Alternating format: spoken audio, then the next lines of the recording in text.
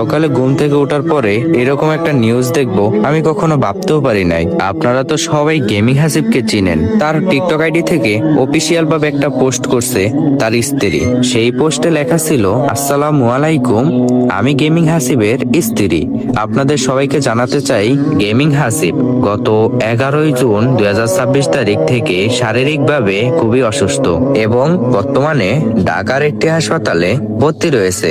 তার চিকিৎসা চলছে। এই কঠিন সময়ে তার সকল ভালোবাসার মানুষের শুভাকাঙ্ক্ষীদের কাছে আমার একটাই অনুরোধ, আপনারা সবাই তার জন্য মন থেকে দোয়া করবেন। মহান আল্লাহ যেন তাকে দ্রুত সুস্থতা দান করেন এবং আবারও সুস্থভাবে আপনাদের মাঝে ফিরিয়ে দেন।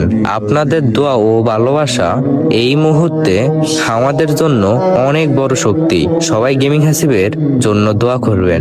এইরকমটাই লিখছে তার স্ত্রী। এখন কি আপনারা পারবেন না তার এই খারাপ সময় তার পাশে থাকতে? আমরা সবাই তার জন্য দোয়া করি, আল্লাহ যেন তাকে খুব তাড়াতাড়ি সুস্থতা দান করেন। সবাই বলেন আমিন।